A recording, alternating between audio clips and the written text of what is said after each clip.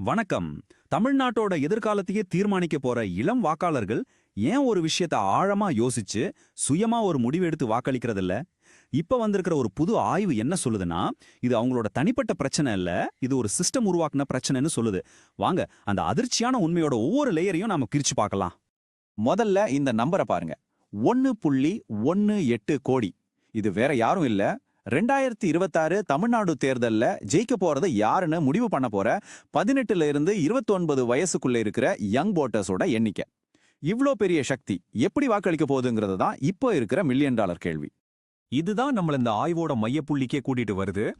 கொள்கை இது, தத்துவம் இதுன்னு ஆராய்ஞ்சு ஓட்டு போடாம ஏன் அந்த இளம் தலைமுறை தங்களுக்கு பரம்பரையா வந்த சாதி, குடும்ப விசுவாசம் மாதிரியான அடையாளங்களுக்கு பின்னாடி போறாங்க? இந்த ஆய்வு சொல்ற பதில் உண்மையிலே ஷாக்கிங்கா இருக்கு. இது யதார்த்தமா நடக்கல, இது ஒரு கட்டமைக்கப்பட்ட பிரச்சனை. அந்த கட்டமைப்போட 4 முக்கியமான அடுக்குகளை நாம இப்ப பார்க்க போறோம். சரி, நம்ம ஆய்வு ஆரம்பிக்கலாம். ஒரு இளம் வாக்காளரோட உலகத்தை பாதிக்கிற 2 முக்கியமான வெளி அடுக்குகளை முதல்ல பாத்திரலாம். ஒன்னு அவங்க வாங்குற கல்வி, இன்னொன்னு அவங்க பாக்குற மீடியா. முதல் அடுக்கு, இதுதான் அஸ்திவாரம், கல்வி. பாத்தீங்கன்னா நம்ம கல்வி முறை தகவல்களை அப்படியே மனப்பாடம் பண்ற மாணவர்களுக்கு மார்க் அள்ளி கொடுக்குது. ஆனா அதே தகவலை ஏன் எதுக்குன்னு கேள்வி கேட்கிற மாணவர்களை பெருசா ஊக்குவிக்கிறது இல்ல. அரசியல் சட்ட விதிகள்லாம் வெறும் நம்பரா மண்டைக்குள்ள ஏத்தப்படுதே தவிர அது எப்படி நிஜ வாழ்க்கையில ஜனநாயகத்தை காப்பாத்துதுன்னு யாரும் சொல்லி கொடுக்கறது இல்ல. இதனால என்ன ஆகுதுன்னா, ஒரு தேர்தல் வாக்குறுதி நிஜமாவே சாத்தியமா இல்லையான்னு யோசிக்கிற திறன் இல்லாமலே ஒரு ஸ்டூடெண்ட் டிகிரி வாங்கிட்டு வெளியே வராரு. இந்த டேபிள பாத்தீங்கன்னா நமக்கும் மத்த நாடுகளுக்கும் இருக்கிற வித்தியாசம் பளிச்சுன்னு தெரியும். ஜெர்மனில 5வது வகுப்புல இருந்தே அரசியல் கல்வி கட்டாயம். பின்லாந்துல ஒரு நியூஸ் உண்மையா பொய்யான்னு கண்டுபிடிக்கிற மீடியா லிட்ரஸி எல்லா சப்ஜெக்ட்லயும் ஒரு பகுதியா இருக்கு. ஆனா நம்ம தமிழ்நாட்டிலயோ இதெல்லாம் வெறும் பேருக்காக இருக்கிற கிளப் ஆக்டிவிட்டிஸ சுருங்கிடுது.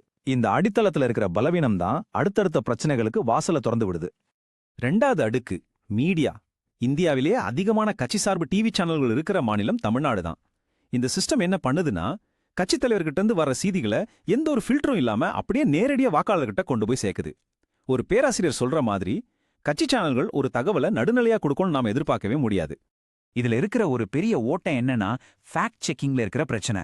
தமிழ்நாட்டோட ஃபேக்ட் செக் யூனிட் அரசாங்கத்தை பத்தி வர்ற தப்பான தகவல்களை மட்டும்தான் விசாரிக்கும். ஆனா அரசியல் கட்சிகளோட வாக்குறுதிகளையோ இல்ல தலைவர்களோட பேச்சுகளையோ கேள்வி கேட்காது. இந்த வெற்றிடத்தை தான் வாட்ஸ்அப் வதந்திகள் வேகமா நிரப்புது. அதனாலதான் முதல் தடவை வாக்களிக்கிறவங்கள்ல 80% பேர் தங்களுக்கு தொடர்ந்து ஃபேக் நியூஸ் வந்துவிட்டே இருக்குன்னு சொல்றாங்க.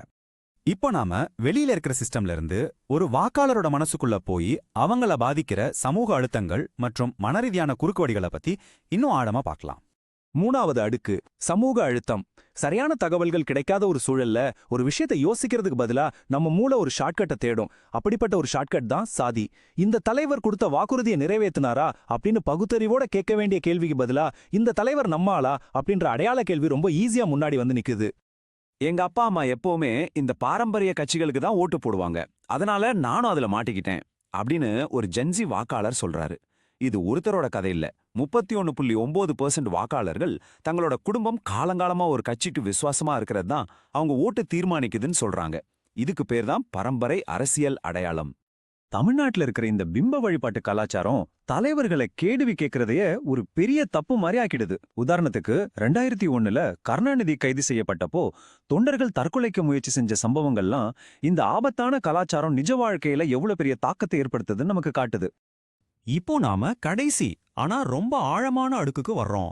மத்த 3 அடுக்குகளையும் இன்னும் வலுவாக்கக்கூடிய மனரீதியான சார்புகள். அதாவது நாம ஒரு விஷயத்த ஆழமா யோசிக்க விடாம நம்ம மனசே நமக்கு போடுற தடைகள். இதுல முதல்ல வர்றது கன்ஃபர்மேஷன் பயஸ், அதாவது உறுதிப்படுத்தும் சார்பு. இது என்னன்னா, நாம ஏற்கனவே நம்புற ஒரு விஷயத்த உறுதிப்படுத்துற தகவலை மட்டும் தேடி படிப்போம். அதுக்கு எதிரான ஆதாரத்தை கண்ணுல பட்டாலும் கண்டுக்க மாட்டோம். ஒரு குறிப்பிட்ட கட்சி சேனலை மட்டும் பார்க்கறதும் அந்த கட்சி ஆதரவு வாட்ஸ்அப் குரூப்ல மட்டும் இருக்கிறதும் இதுக்கு ஒரு சரியான உதாரணம். அடுத்தது ஹேலோ எஃபெக்ட், அதாவது ஒளிவட்ட விளைவு. ஒரு துறையில ஒருத்தர் மேல நமக்கு வர நல்ல அபிப்பிராயம் சம்பந்தமே இல்லாத இன்னொரு துறையிலையும் அவங்க நல்லாதான் இருப்பாங்கன்னு நம்மள நினைக்க வைக்கும். உதாரணத்துக்கு சினிமால ஹீரோவா வர்றத பார்த்து அவங்க நிஜ வாழ்க்கையிலையும் ஒரு சூப்பர் நிர்வாகியா இருப்பாங்கன்னு நாமளே கற்பனை பண்ணிக்கிறது தான் இந்த எஃபெக்ட். 3வதா சங்காஸ்ட் ஃபேலசி, அதாவது வீணான முதலீட்டு பிறழ்வு. நம்ம குடும்பம் பல தலைமுறையா ஒரு கட்சிக்காக உணர்வு பூர்வமா உழைச்சிருக்கு, முதலீடு செஞ்சிருக்கு. இப்போ அந்த கட்சி சரியில்லைன்னு தெரிஞ்சாலும் இவ்ளோ வருஷமா போட்ட உழைப்ப வீணாக்க மனசு வராம அதே தொடர்ந்து ஆதரிக்கிறது, இதுதான் அந்த பரம்பரை அடையாளத்தோட எமோஷனல் லாக். சரி, இப்போ இந்த ஆய்வோட கிளைமேக்ஸ்க்கு வந்துட்டோம். நாம பார்த்த இந்த 4 அடுக்குகளும் எப்படி ஒன்னோட ஒன்னு சேர்ந்து ஒருத்தரை அதுக்குள்ளேயே சுத்தி சுத்தி வர வைக்குதுன்னு பார்க்கலாம். இந்த வரைபடம் அந்த மூடிய சுழற்சியை ரொம்ப தெளிவா விளக்குது. ஸ்டெப் 1, ஆழமா சிந்திக்கிற பயிற்சி இல்லாத ஒரு மாணவர் காலேஜை விட்டு வெளியே வர்றாரு. ஸ்டெப் 2, அவர் ஏற்கனவே நம்புற விஷயத்த இன்னும் அதிகமா நம்ப வைக்கிற ஒரு பக்க சார்பான மீடியா உலகத்துக்குள்ள நுழையிறாரு. ஸ்டெப் 3, குடும்பம், சமூகம்னு எல்லாரும் அவங்க பரம்பரை விசுவாசத்தை தொடர சொல்லி அழுத்தம் கொடுக்கறாங்க.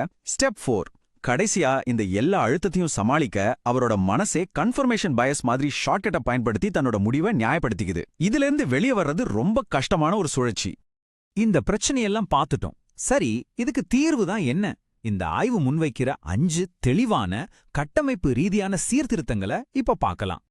இந்த சுழற்சியை உடைக்கிறதுக்கு இந்த ஆய்வு 5 உறுதியான சீர்திருத்தங்களை முன்வைக்குது. 1, ஜெர்மனி மாதிரி 6வது வகுப்பிலிருந்தே கட்டாய அரசியல் கல்வியை கொண்டு வர்றது. 2, அரசாங்கத்தை மட்டும் இல்லாம எல்லா அரசியல் கட்சிகளையும் கண்காணிக்கிற ஒரு சுதந்திரமான ஃபேக்ட் செக் அமைப்பை உருவாக்குறது. 3, ஃபின்லாந்து மாதிரி மீடியா செய்திகளோட உண்மையை சோதிக்கிற திறனை எல்லா பாடங்களோடையும் சேர்த்து சொல்லிக் கொடுக்கறது. 4, கேரளாவில் நடந்த சிட்டிசன் 2022 மாதிரி அரசியல் சாசனம் பத்தின ஒரு பெரிய மக்கள் விழிப்புணர்வு பிரச்சாரத்தை நடத்துறது. கடைசியா 5, 2026 தேர்தலுக்குள்ள AI மற்றும் டீப்ஃபேக் மூலமா பரவற பொய் செய்திகளை கட்டுப்படுத்த தேர்தல் ஆணையம் கடுமையான சட்டங்களை கொண்டு வருது. இந்த ஒரு வாக்கியம் இந்த தலைமுறையோட மைய முரண்பாட்டை கரெக்டா சொல்லுது. தமிழ்நாட்டுல இருக்கிற 1.04 கோடி ஜென்சி வாக்காளர்கள் சரித்திரத்திலேயே ரொம்ப டிஜிட்டல் திறமை வாய்ந்தவங்களா இருக்காங்க. அதே நேரத்துல அல்காரிதம்கள் மூலமா ரொம்ப சுலபமா அவங்களோட சிந்தனையை மாத்த முடியற நிலைமையிலயும் இருக்காங்க. அப்போ 2026 தேர்தல் களத்துல நாம என்னத்த பார்க்க போறோம்? ஆழமான சிந்தனையோட எழுச்சியா, இல்ல மூளைச்சலவை செய்யற டெக்னாலஜியோட வெற்றியா? அரசியல் கட்சிகள் இந்த இளம் வாக்காளர்களோட சிந்தனை ஓட்டங்களை தங்களுக்கு சாதகமா பயன்படுத்துறதுக்கு முன்னாடி கல்வி, மீடியா மற்றும் நம்ம சமூகம் சேர்ந்து அவங்களுக்கு ஒரு பாதுகாப்பு வளையத்தை உருவாக்குமா? பதில் நம்ம கையில தான் இருக்கு.